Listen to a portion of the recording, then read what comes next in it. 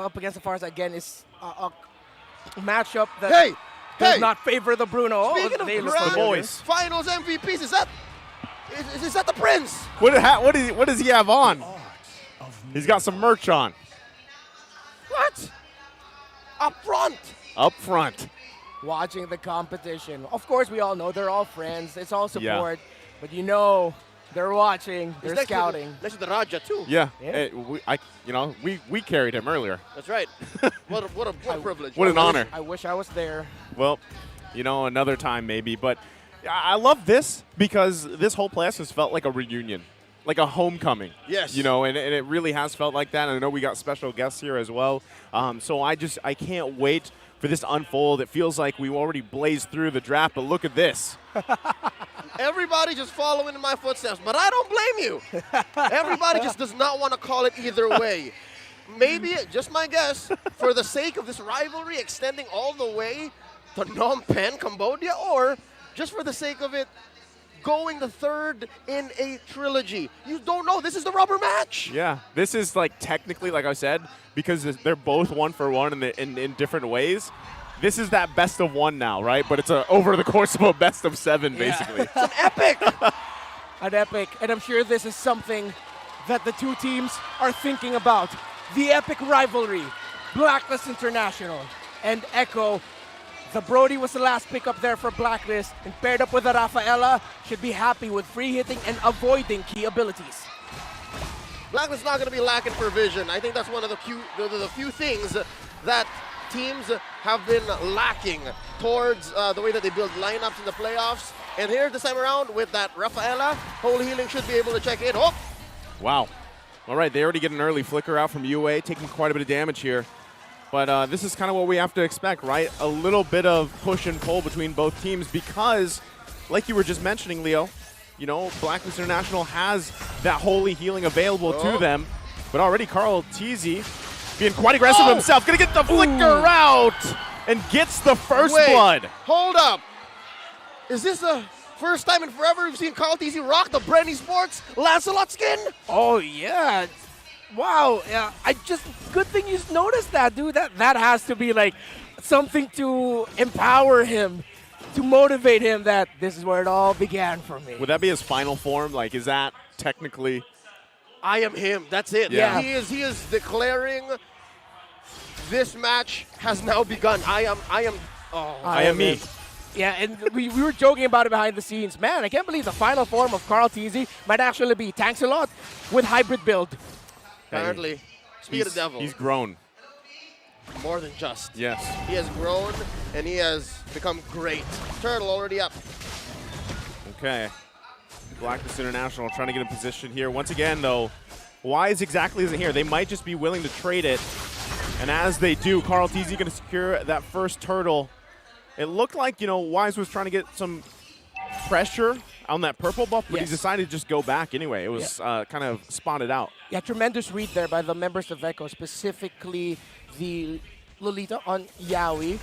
Right. Getting the vision there for Carl Teasy that, hey, he's here, that made Wise go back. And I believe the early death onto Oh My Venus, the lack of the level 4 there, meant that Black said, yeah, way too risky for us to lose anymore. Let's just back off. Already, something to note, here in the XP lane, there's some action. They didn't do the double XP rotation.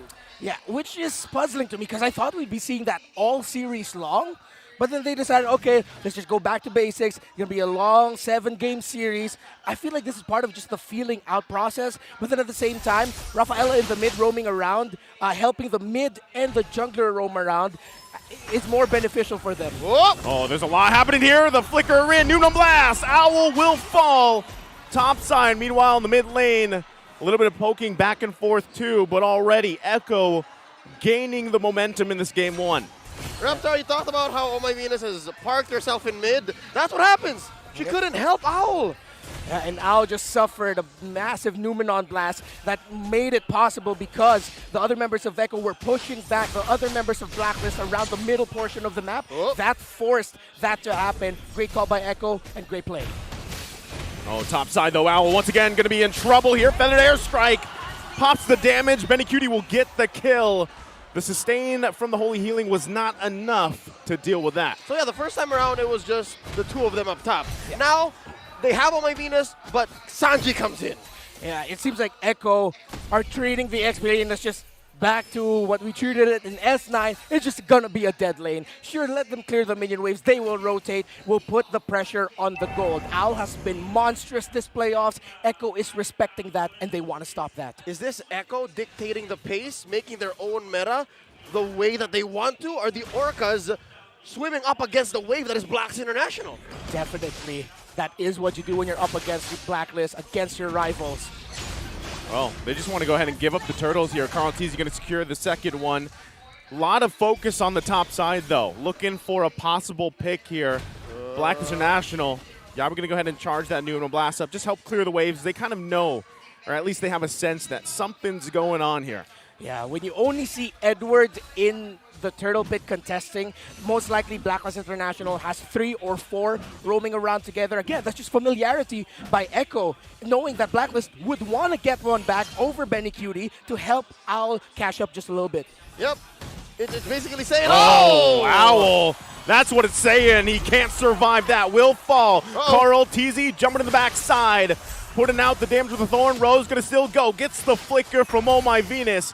There's the Retribution being used as well. Still the follow-up going to come out through. Real World Manipulation going to come down, forcing it under the turret. Charges up! Finds the target. UA will fall. And Echo still in the driver's seat. Might be looking for another. Benny Cutie gets the cleanup kill.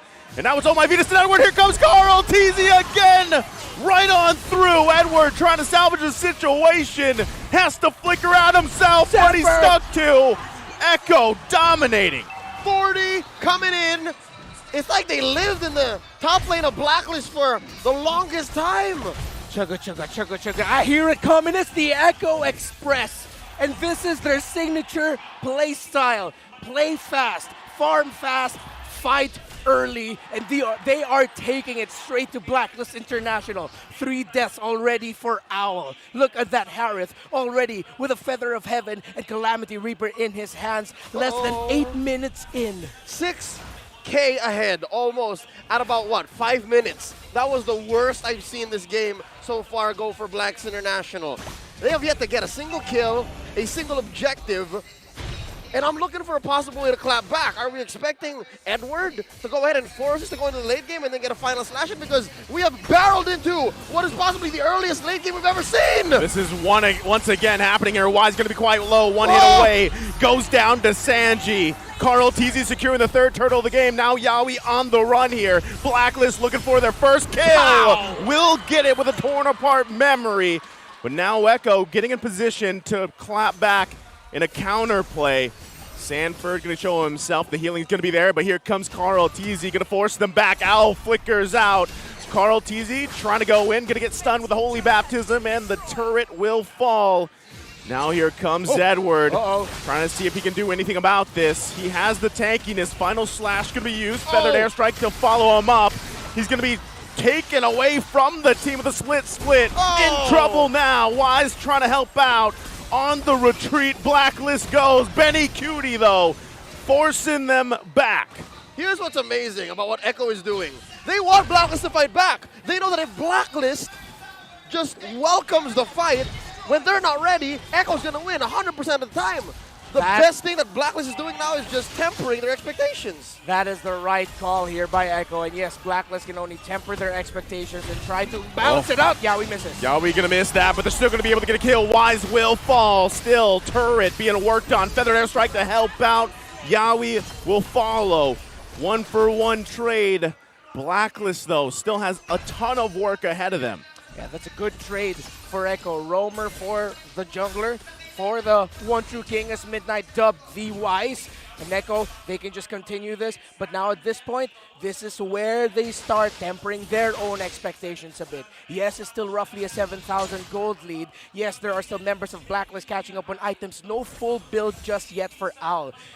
He was forced to build another item just for a little bit more magic defense on his side. But that doesn't mean Blacklist can't punish. Echo, their dirty tendency of over diving under tower They cannot do that. Just play it safe, play around the Lords, and keep it calculated. About 5 to 6 minutes, yeah, you can play hard and fast. Maybe, as you said, dirty like that. But now, as soon as you give Blacklist more kills, fair to be said, both of them given to Yaoi, given through Yaoi, it should be fine. But then again, we've seen teams fall to the same mistake, having such a great lead. Free Lord for Echo as they go ahead and march through mid. What a zone out by Sanji, by the way. Not stopping with that feather airstrike. Yeah, Yaoi gonna wait once again. The turret's gonna fall here. The hole comes through. There's the rear world manipulation coming down. Sanford will fall. Was it worth the turret here? Lord now marching down the mid lane. We'll see if they can actually convert this into an inhibitor. Doesn't look like it. Way too sketchy. Nope. Because of their lineup, they can't go up into this. You've got to watch out for the positioning because of the final slash. Something to be careful about. That's a good cut by CarlTZ. Stop the minion wave, and that will increase their chances of, successfully breaking the turret up top. Yeah, so here's what I was getting at, right?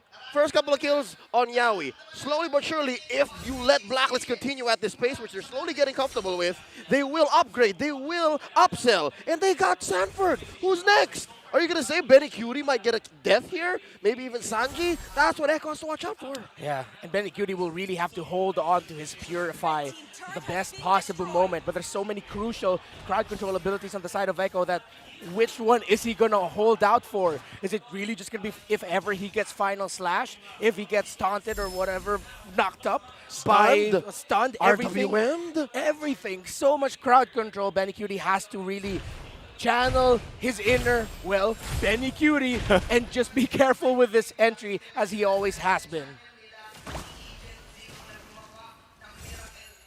Relatively mum this past minute here after Blacks International successfully defended that Lord. So, yeah, you could take this as a clear sign that, hey, Echo have started to slow down. They went, down a second gear for the Echo Express, safe to say. My goodness, Benny Cutie already has a divine glaive. 11 minutes in. This Harith is a problem, but Blacklist International, they're holding it out. They're just doing everything they can to get a little bit more farm, try to funnel whatever minion waves come in for Owl. I'm wondering if the play here for Blacklist International is just possibly give up the next Lord, right? Not fight it because of the massive, look at the gold, right? The massive gold disparity here, right? You just give up the Lord. You defend in your base. You have pretty good wave clear. You can also help out with using that final slash. So it might just be better, like you guys mentioned, buy some more time. There's another big item pickup for Echo. So, at this point, if you are Blacklist International, you want to be able to just hold on. And then if mistakes are made, which we've seen them do before, punish, right? And then kind of slowly gain control back into this game. But right now, it is the Echo Express. Yeah. It's funny because Blacklist International has a relatively great high ground defense, but they are up against a Harith and a Farsa that clears minion waves so fast. And if Sanji really just waits for the perfect moment to drop that feathered airstrike, that'll be 2 hits, and Blacklist members will be forced to go back. And that's what's scary. Blacklist can't hold out for that. Not only can they, but they can even force Echo to do such because this is going to be a Luminous Lord. But at what point is that going to hit critical mass? Because again, Lord's going to be marching down through mid this time around, and they can find a better angle. They can sink. The last time there was a Lord, there were still tier 2 turrets. Yeah. Minion waves, Echo. They can't just go with one minion wave, dive under tower, dive under turret. That has bitten them many times throughout the season, and even during the playoffs. One of the main reasons why they got knocked down to the lower bracket. It's the Blacklist they're up against. Gotta watch out. Benny Cutie just picked up a concentrated energy. There's gonna be a lot of regen for this Harith. I wonder if Echo will they actually try to brute force this? Well, here we go. Lord gonna go ahead and charge up. Blacklist International on the defense. Some more item pickups come through. Yaoi dealing with the final slash from Edward. Turret now falls. Concealed play going to be used here, looking for their own angle. CarlTZ's going to push them back. Benny Cutie using the Zaman force. Ooh. He's going to get cut off, though, quite low. RWM going to come down. The final slash from Edward, though, cleaning up the kill. Still going to be going. Yaoi going to charge up, buying some time. And now Sanji trying to hold on as well. The chase ensues. Flicker comes through. CarlTZ now on the box side will find Edward. Still going to be going. Double kill so far. Was one a flicker, though. Sanji avoiding the Appraiser's wrath. It's a triple kill for CarlTZ. The fight was brought all the way out towards mid, and now there's only 2 defenders left. Now they're going to be looking to end this game number 1 here on that play. They've got a few minions, but is it going to be enough? Oh my Venus will fall, and it's the Echo Express all the way through to game 1. The Orcas draw first blood. Game 1 taken here by Echo. Al has been monstrous all throughout the playoffs. Echo said, hey, you guys are up against now. Hey, Al, it's the grand finals. Yeah, we're going to make life a living hell for you.